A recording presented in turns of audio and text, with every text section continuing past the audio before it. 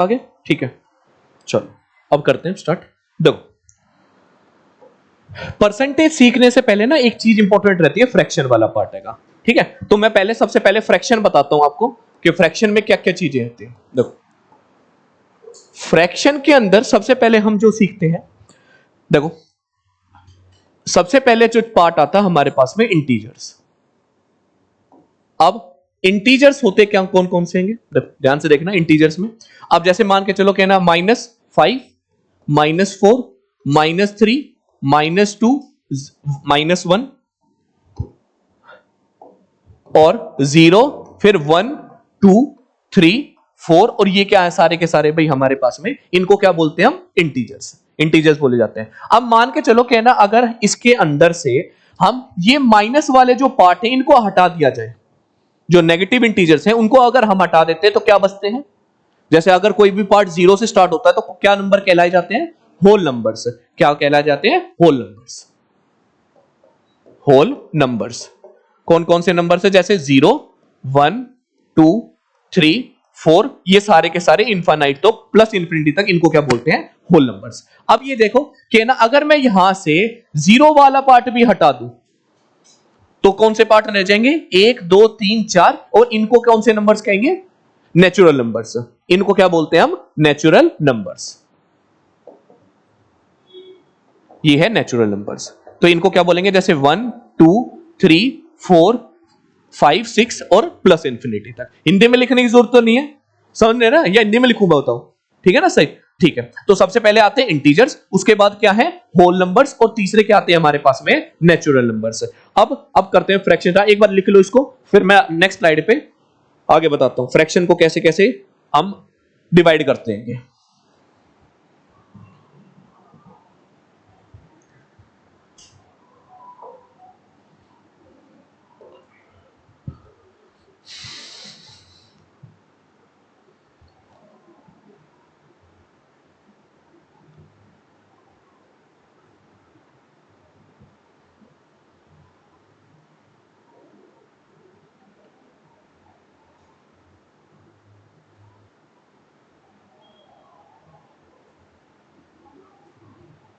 करें स्टार्ट, लिख लिया, ठीक है। देखो अब फ्रैक्शन के अंदर क्या रहता है, इसके दो पार्ट्स होते हैं हमारे पास में। एक होता है प्रॉपर फ्रैक्शन,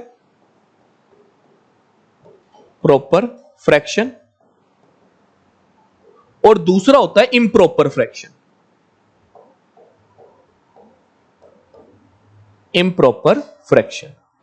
पहला कौन सा आएगा, प्रॉपर फ्रैक्शन, और दूसरा कौन सा है, इम्प्रॉपर फ्रैक्शन। ठीक है, प्रॉपर फ्रैक्शन में एक चीज हमेशा याद रखना कि पहले तो फ्रैक्शन देखो कि फ्रैक्शन किसे कहते हैं, कि अगर किसी के अंदर ऐसा एक फॉर्म में आ जाए न्यूमरेटर अपॉन क्या होता है, डिनोमिनेटर।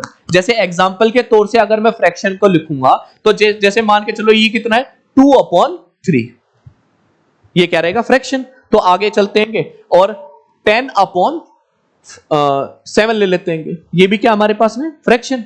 और लिखते हैं 11 अपॉन कितना है, 9, ये भी सारा फ्रैक्शन है का। अब आगे चलते हैं, 13 अपॉन कितना हमारे पास में, 5, ये सारे किसके एग्जांपल है हमारे पास में, फ्रैक्शन के, जिसके अंदर दो चीजें आती हैं। सबसे पहले ऊपर की साइड पे क्या रहता है, न्यूमरेटर, और नीचे की साइड पे क्या रहता है हमारे पास में, डिनोमिनेटर, भाई पार्ट। आगे सुन में, अब प्रॉपर फ्रैक्शन में क्या रहता है कि ना जो फ्रैक्शन की जो वैल्यू होती है हमारे पास में, वो होती है ग्रेटर देन 1 या फिर लेस देन 1। देखो यहां पर इसकी जो प्रॉपर फ्रैक्शन की जो वैल्यू होती है ना हमारे पास में, वो रहती है लेस देन 1, और इम्प्रॉपर फ्रैक्शन में क्या होता है कि ना इसकी जो वैल्यू रहती है वो क्या होती है, ग्रेटर देन 1। ये डिफरेंस रहता है। अब वैल्यू देखते हैं कि ना भाई लेस देन 1 कैसे आ सकती है। जैसे मैंने एग्जांपल के तौर से ये लिख रखा है कि हमारे पास में 2 अपॉन कितना है, 3। 2/3 की वैल्यू कितनी आती है, अगर मैं 2 को 3 से डिवाइड करूंगा तो कितना आएगा, 0.666। आगे चलता रहेगा, तो इसकी जो वैल्यू है वो क्या है, 1 से कम। और एग्जांपल लेते हैं, जैसे हमारे पास में अगर लेस देन 1 लेना है तो 7 अपॉन कितना ले लूंगा मैं, 9। भाई 7/9 है हमारे पास में। अगर मैं इसको डिवाइड भी करूंगा तो सबसे पहले 0 पॉइंट आएगा, कितने चला जाएगा, 70।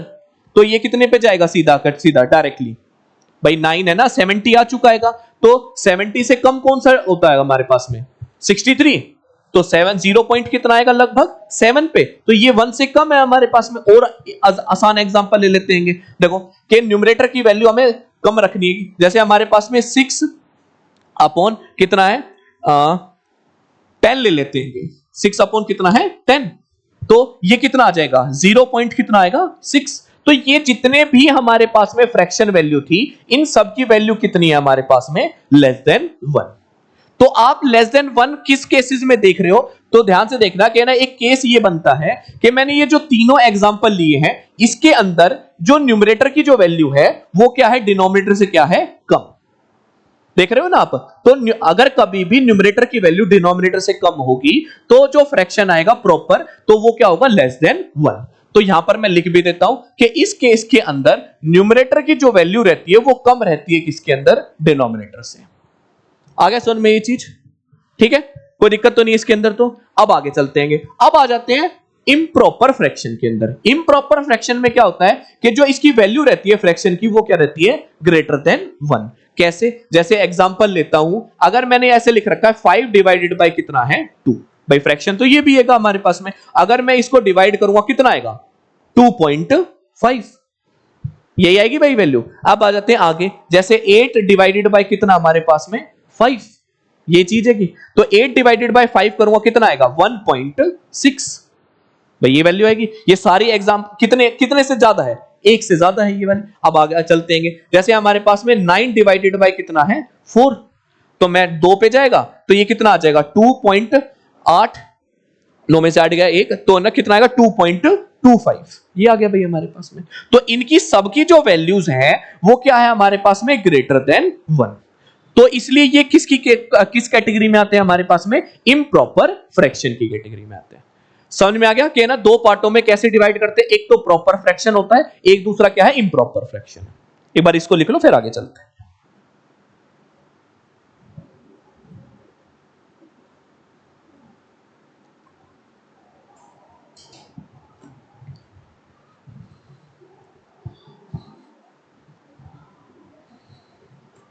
और हां, इसके केसेस में एक और चीज है कि ना ये वाला जो केस बनता है, अब इसमें देख रहे होगे कि जो न्यूमरेटर की जो वैल्यू है वो डिनोमिनेटर से क्या है, ज्यादा।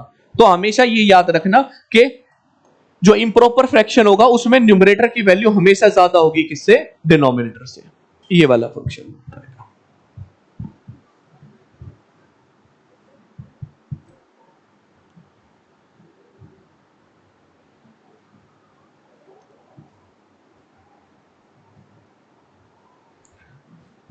कर लिया, ठीक, लिख लो एक बार, लिख लो आराम से, कोई नहीं,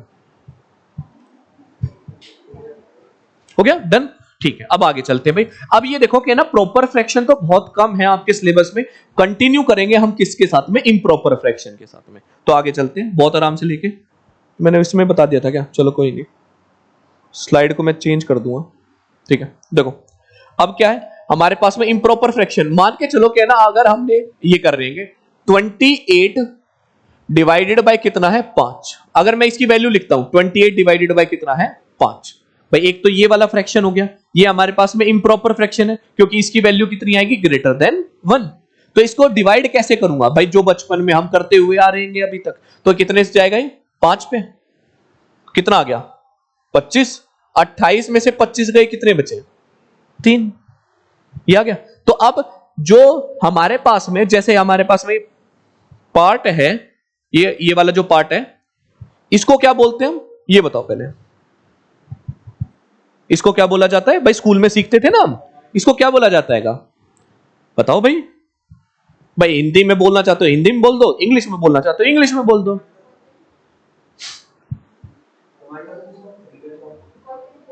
है कोशेंट, इसको क्या बोला जाता है, कोशेंट, ठीक है। इसको क्या बोला जाता है, ये तो आसान है, रिमाइंडर, ठीक है।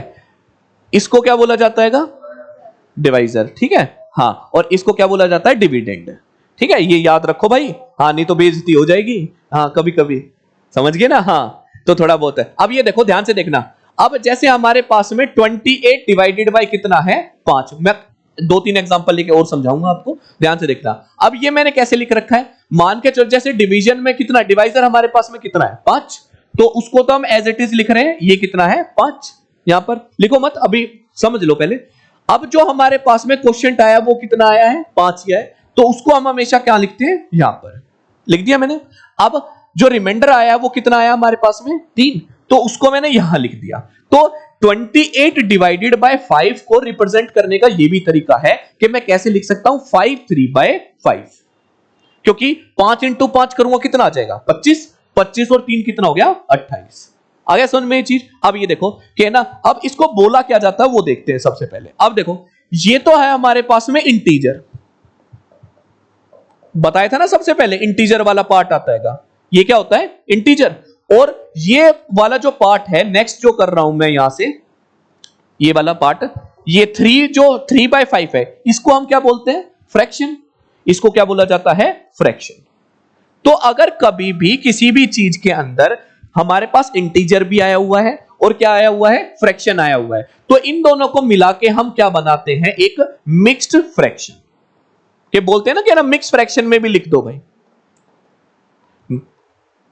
ठीक है। तो इनको क्या बोला जाता है हमारे पास में मिक्स्ड फ्रैक्शन। तो इसको हम एज इट इज भी लिख सकते हैं, या हम ऐसे भी लिख सकते हैं कि जैसे 5 3/5 है ना, तो इसको 5 प्लस कितना है 3/5 एज इट इज, तब भी आंसर सेम आएगा। अगर मैं यहां पर कुछ नहीं लिख रहा ना, तो इसका मतलब क्या लिखा हुआ है यहां पर प्लस है, क्योंकि 5 इंटू 5 कितना होगा 25, एलसीएम लेके भी, और 25 प्लस 3 कितना हो गया 28, लिख सकते हैं ऐसे। अब आगे और समझाता हूं एग्जांपल, देखो कोई भी ले लेते हैं, जैसे हमारे पास में 91 डिवाइडेड बाय कितना है 12 ले लेते हैं, 91 डिवाइडेड बाय कितना है 12। तो अब इसको रिप्रेजेंट कैसे कर सकते हैं भाई, 91 को डिवाइड करेंगे 12 से, 91 तो कितने पे जाएगा भाई हमारे पास में 7 पे, 84 कितने पे चला जाएगा 84, तो ये आएगा भाई 7 पे, तो ये 84 लिख दिया मैंने। अब 91 में से 84 माइनस करूंगा कितना आ जाएगा 7, तो ये भाई 7 आ गया।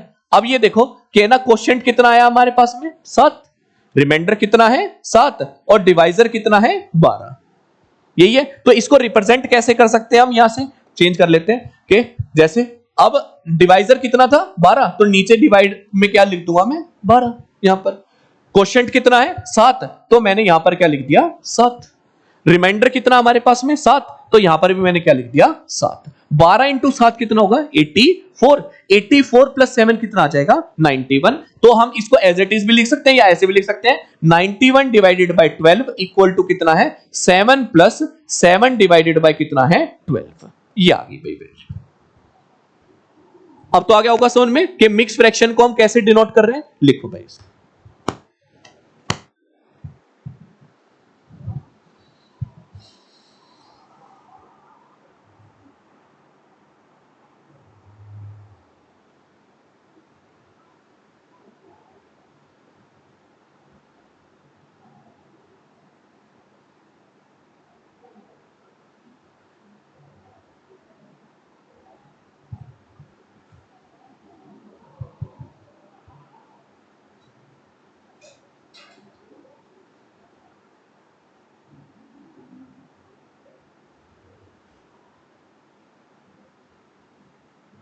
और एग्जांपल देने की जरूरत है या इतने में समझ गए, समझ गए ना इतने में तीनों, ठीक।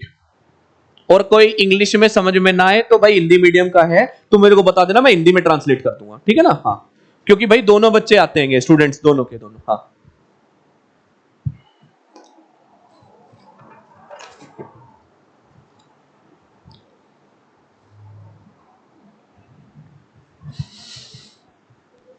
हो गया डन।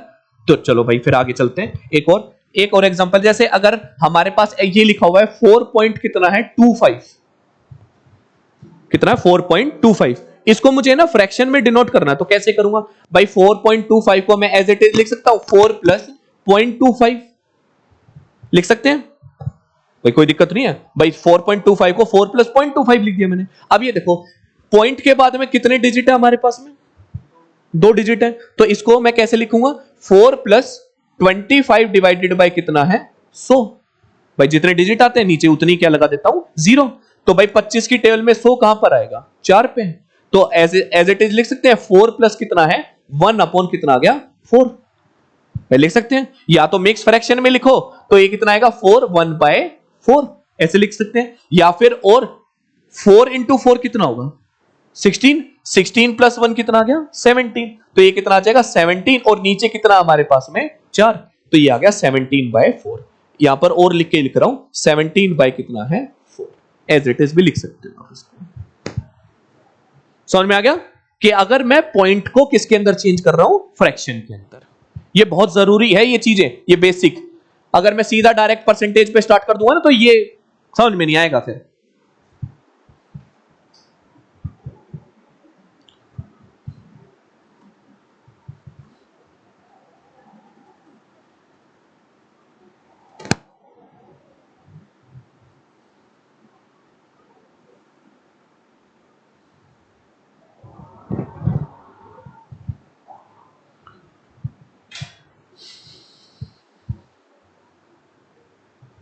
चलिए स्टार्ट करें आगे, ठीक है। अब जो फॉर्म्स बनती है हमारे पास में फ्रैक्शन की वो मैं बता देता हूं, ध्यान से देखना भाई।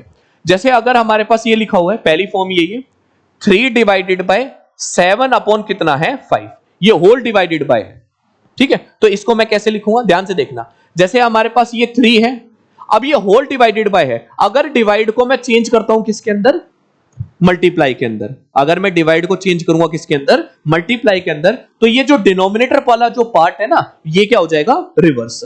तो ये 7/5 है तो इसको कैसे लिख दूंगा मैं 5/7, ये आ गया।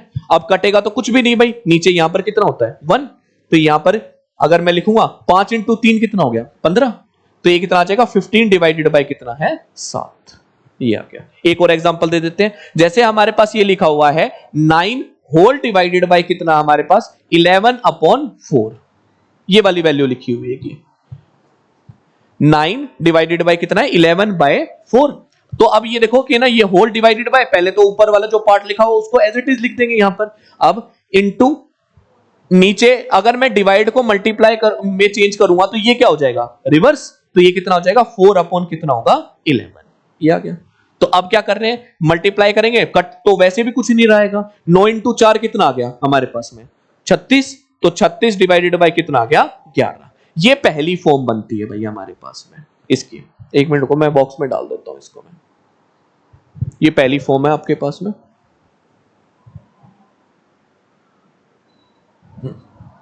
ये पहली फॉर्म भाई आपके पास, ये आ गया समझ में सबको, ठीक है। इसको लिख लो एक बार, फिर 2 फॉर्म और हैं इसकी फ्रैक्शन की, वो और मैं बता देता हूं।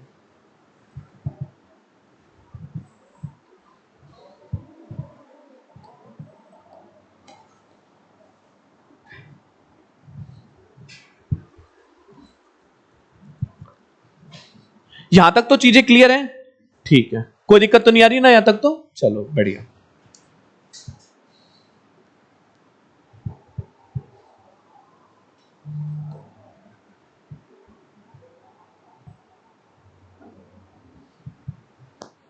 अब आ जाते हैं सेकंड फॉर्म के ऊपर, लिख लिया होगा ये तो, ठीक है। अब देखो सेकंड फॉर्म कौन सी है हमारे पास इसकी, ये फर्स्ट थी। अब जैसे लिख रहे हैं 4/5 होल डिवाइडेड बाय कितना है 7, 4/5 होल डिवाइडेड बाय कितना है 7। तो अब ये देखो इसको कैसे करेंगे भाई, न्यूमरेटर वाला जो पार्ट है हमारे पास में वो कितना लिखा हुआ है 4/5, भाई ये लिखा हुआ है, ठीक। हाँ आ जाओ आ जाओ, लेट हो गए भाई, आ जाओ बैठो बैठो। 4/5 है हमारे पास में, अब होल डिवाइडेड बाय कितना है 7, 7 को मैं एज इट इज ऐसे भी लिख सकता हूं 7 डिवाइडेड बाय कितना है 1, लिख सकते हैं। अगर किसी के नीचे कुछ भी चीज नहीं लिखी होती तो मैं कितना लिखूंगा 1। तो अब ये देखो कि 4/5 है, अगर पूरा होल डिवाइड को मुझे चेंज करना है किसके अंदर मल्टीप्लाई के अंदर, तो मैं जो डिनोमिनेटर में जो मैंने पार्ट लिख रखा है ये क्या हो जाएगा रिवर्स। तो 7/1 को मैं कैसे लिखूंगा 1/7, ये लिख दिया भाई मैंने, ठीक है। तो अब कोई चीज कट तो रही नहीं है वैसे भी, तो 4 इंटू 1 कितना होगा 4, और 7 इंटू 5 कितना हो जाएगा 35। तो इसका मतलब 4/5 होल डिवाइडेड बाय 7 को मैं कैसे लिख सकता हूं 4/35, ऐसे लिख रहे हैं भाई। फ्रैक्शन वाला पार्ट स्टार्ट करवाया था मैंने, अब ये तो लेट हो गए इसलिए, ठीक है। तो ये तो चल ही रही है भाई, पहली आज की पहली क्लास की पहली रिकॉर्डिंग है ये वाली चीज, मिल जाएगी भाई, ठीक है। मैं YouTube पे भी डलवा दूंगा, ठीक है, यूट्यूब पे भी डलवा दूंगा। ठीक है, और जो पिछला जो बैच था 3 तारीख वाला, तो ना उसकी भी पहली जो 2 क्लासेस है वो रिकॉर्डिंग डली हुई है। सेम टू सेम है, वही पढ़ा रहा हूं जो उसमें करवा रखा है। हाँ मैं समझ गया। हाँ तो आज की जो है वो मैं यूट्यूब पे भी डलवा दूंगा। ठीक है, कोई दिक्कत नहीं है। ये आ गया भाई सबको समझ में? लिख लो भाई इसको।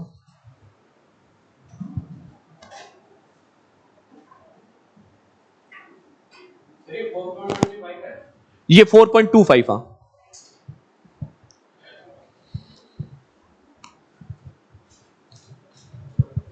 आगे चले भाई। 2 फॉर्म हो चुकी है हमारे पास में, अब एक तीसरी फॉर्म बची हुई है लास्ट फ्रैक्शन की। लिख लिया सबने? चलूं आगे? ठीक है, पीडीएफ तो हाँ, फोटो पीडीएफ तो मिल ही जाएगी वैसे तो पूरी, ले लो कोई बात नहीं, ले लो। ठीक है चले भाई आगे। 2 फॉर्म मैंने करवा दिएगी, तीसरी फॉर्म करवाते हैं। देखो अब जैसे हमारे पास क्या है, 3/5 होल डिवाइडेड बाय 7 अपॉन कितना है 11। 3/5 डिवाइडेड बाय के होल डिवाइडेड बाय कितना है 7 अपॉन 11। अब न्यूमरेटर में मैंने कितना लिख रखा 3/5। ठीक है, अब जो होल डिवाइडेड बाय है इसको मैं चेंज करूंगा किसके अंदर, मल्टीप्लाई के अंदर। अगर मल्टीप्लाई के अंदर चेंज करूंगा तो जो डिनोमिनेटर में जो लिख रखा वो क्या हो जाएगा, रिवर्स। हाँ रिवर्स हो जाएगा। तो ये कितना हो जाएगा 11 डिवाइडेड बाय कितना है 7। ये आ गया भाई समझ में? ठीक है, तो अब कुछ कट तो रहा नहीं है, तो मल्टीप्लाई कर लेंगे। 3 × 11 कितना हो गया 33, और 7 × 5 कितना हो जाएगा 35। तो भाई ये 3 फॉर्म बनती है ये फ्रैक्शन की। 2 फॉर्म पिछले उसमें करवा दी। देखो पहली ये है, दूसरी ये है, और तीसरी ये है। भाई 2 रिपीट करवा दूं? रुक जा, कोई बात नहीं, रिपीट करवा देता हूं। देखो सबसे पहली फॉर्म ये थी कि ना मैंने न्यूमरेटर में जो लिख रखा वो है इंटीजर वाला पार्ट, और जो डिनोमिनेटर में मैंने लिखा था कौन सा, फ्रैक्शन वाला पार्ट। जैसे 3 लिख रखा है तो 3 को एज इट इज लिख देंगे ऊपर वाले को। तो अब होल डिवाइडेड है, इसको मैंने चेंज करा था किसके अंदर, मल्टीप्लाई में। तो मल्टीप्लाई में जब चेंज करा था, जो नीचे लिख रखा उसको मैं क्या कर दूंगा, रिवर्स। तो ये 7/5 है, तो इसको मैंने लिख दिया 5/7। ये लिख रखा है। तो 5 × 3 कितना हो गया 15, और डिवाइडेड बाय 7 × 1 कितना हो जाएगा 7। ये वाला पहली फॉर्म ये होती है जिसके अंदर न्यूमरेटर में इंटीजर लिखा हो और डिनोमिनेटर में फ्रैक्शन लिख रखा हो भाई। ठीक है, न्यूमरेटर में पूर्णांक संख्याएं हैं और डिनोमिनेटर में कौन सी है कि भिन्न है।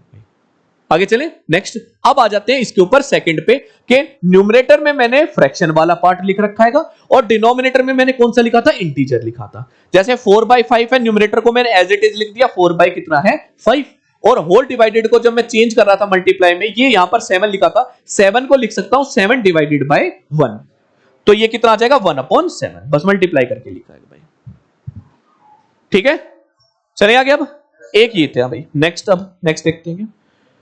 अब ये कितना है 3 कितना था हमारे पास में 5। यहां पर क्या था कि मैंने ऊपर भी भिन्न लिख रखा था और नीचे भी कितना लिख रखा है, भिन्न संख्या लिख रखेंगे। ऊपर भी क्या है हमारे पास में, फ्रैक्शन है, और नीचे भी कितना है, फ्रैक्शन है हमारे पास। ये हाँ, तो मैं वैसे बता रहा हूं, तीसरा पार्ट ये था। अगर ये समझ में नहीं आया तो भाई एक और एग्जांपल देके समझ आ गया समझ में? ठीक है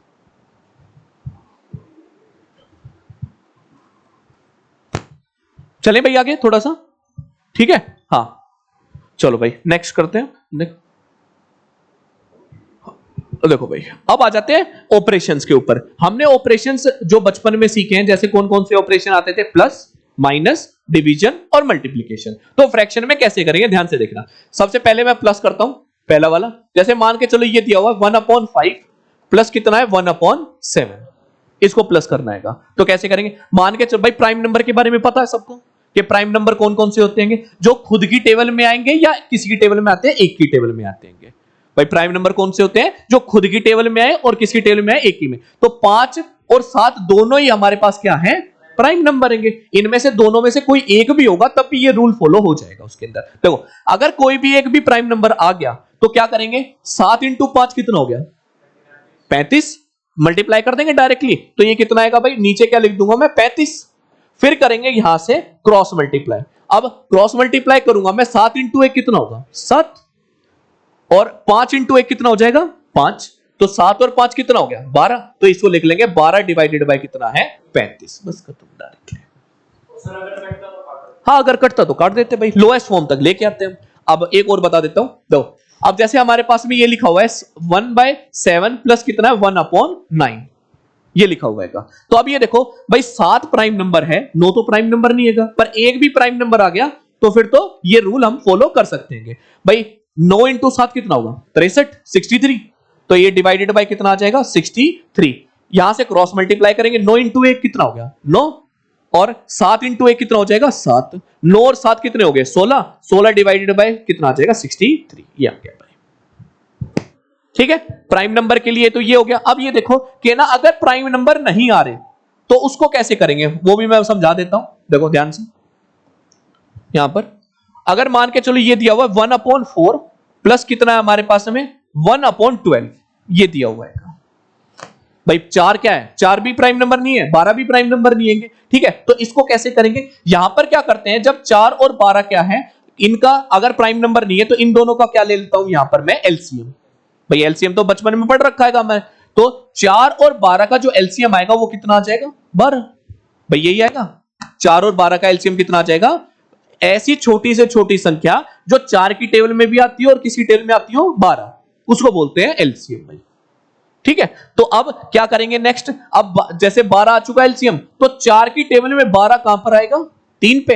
अब 3 को मल्टीप्लाई करते हैं जो न्यूमरेटर में लिख रखा हो, तो 3 इंटू 1 कितना हो जाएगा 3, तो यहां पर मैंने 3 लिख दिया भाई। अब प्लस, अब 12 की टेबल में 12 कहां आएगा 1 पे, 1 को मैं न्यूमरेटर में जो लिख रखा उससे मल्टीप्लाई करूंगा, 1 इंटू 1 कितना आ जाएगा 1, तो लिख देंगे यहां पर। तो ये कितना आ जाएगा 4 अपॉन कितना आ गया 12। भाई 3 और 1 कितना होगा 4, 4 बटे कितना आ गया 12। तो अब 4 की टेबल में 12 आता है तो कितना आ जाएगा 1/3, ये आ गया भाई। मैंने तीनों बता दी है। अगर दोनों बार प्राइम नंबर आता है तब क्या होगा, एक बार प्राइम नंबर आता है तब क्या होगा, और एक बार भी प्राइम नंबर नहीं आएगा तब क्या आएगा। आ गया होगा अब तो समझ में, ठीक है।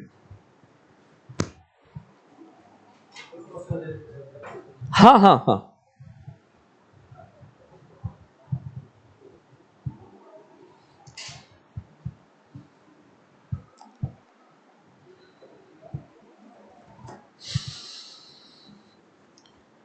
और आपकी जो मैथमेटिक्स की जो क्लासेस रहेंगी ये थोड़े दिन तक है ना, सिर्फ 3-4 दिनों तक ऐसा हो रहा है कि 1 घंटे की क्लास चलेगी।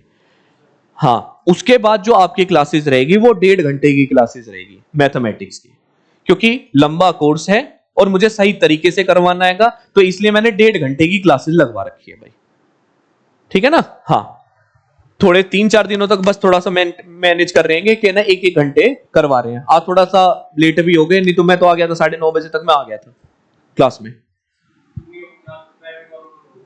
चलो कोई नहीं, और मेरी क्लास कल भी होगी और आज की भी जो होगी वो मैं यूट्यूब पे भी डलवा दूंगा, ठीक है। और अगर कोई लेना चाहता है रिकॉर्डिंग लेना चाहता है तो ऑफिस में आके ले सकता है भाई, ये चीज के लिए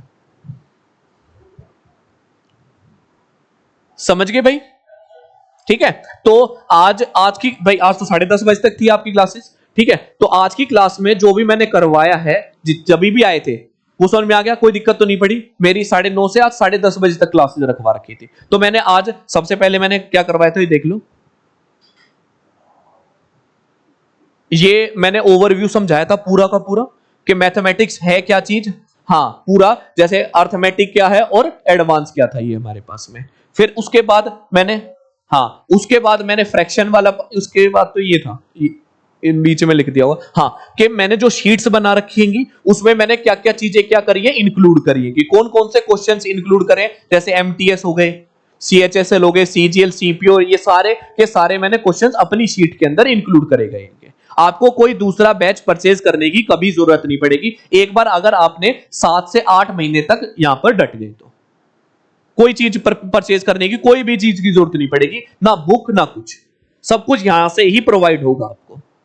अगर मैंने जो शीट दे रखी है वही कर लोगे वो एनफ है, उससे बाहर से नहीं आएगा कुछ भी। मैंने परसेंटेज की जो शीट बना रखी है जो मैं करवाऊंगा उसके अंदर 214 क्वेश्चन है, वो भी कर लोगे बहुत रहेगा प्रैक्टिस के लिए, ठीक है। बस समझ गए भाई। हाँ, तो अब ये वाले मैंने सारे एग्जाम इंक्लूड करवा दिए थे, MTS, CHS, CGL, CPO, railway, constable, SSC, JD, CDS का है, ठीक है। यूपीएससी, सीसेट, यूपीएससी सीसेट जो क्वालिफाइंग नेचर आता क्योंकि उसमें नंबर सिस्टम के क्वेश्चन आते हैं जो डायरेक्टली आपके सीजे एसएससी के एग्जाम में पूछे जाते हैं, तो वो वाले क्वेश्चन ले रहा हूं मैं इसके अंदर बस। अब और एक और तो हो गए ना सारे के सारे। हाँ, थोड़े बहुत कैट के क्वेश्चन है जो आपकी मेंटल एबिलिटी को थोड़ा सा इंक्रीज करवा देंगे बस, क्योंकि जब बड़े क्वेश्चन आ गए तो फिर कैसे करेंगे, हाई लेवल आ गया, कोई भी शिफ्ट में दे सकते हैं भाई ये वाली चीज तो, ठीक है।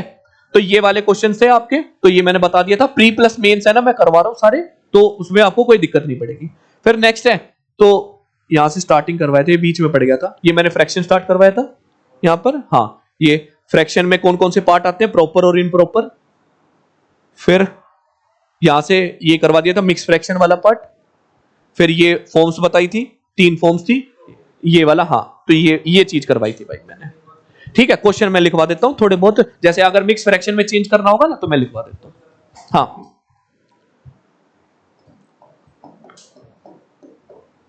मिक्स फ्रैक्शन में चेंज करना है इसको, ठीक है ना, एक बार क्वेश्चन लिख लो बस।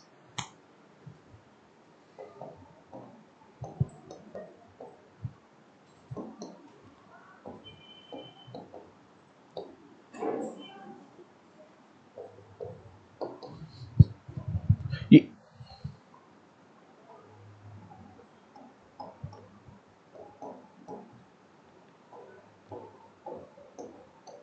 इनको मिक्स फ्रैक्शन में चेंज करना है, ये पांचों को, ठीक है ना। और प्लस वाला करवाया मैंने, प्लस वाले के दे देता हूं मैं।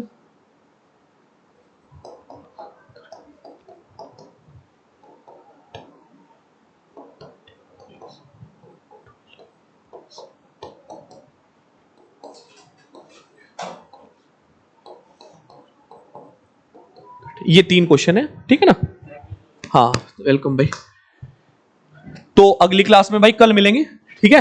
हाँ, अगर कोई प्रॉब्लम हो तो बता देना, कोई दिक्कत वाली बात नहीं है कि डायरेक्ट, और मैं ही हूं मैथमेटिक्स में, डाउट भी मैं ही क्लियर करवाऊंगा, पढ़ाऊंगा भी मैं ही, ये नहीं कि डाउट कौन।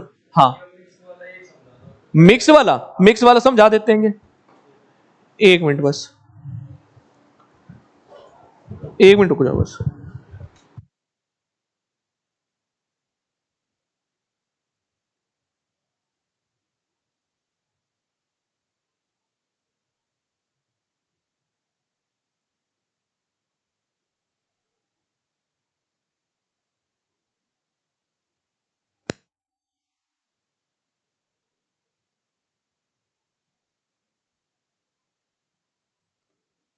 हाँ, तो अभी पॉलिटी की क्लास होगी आपकी 1 घंटे की, और फिर 1 घंटे की किसकी है, रीजनिंग की, ठीक है।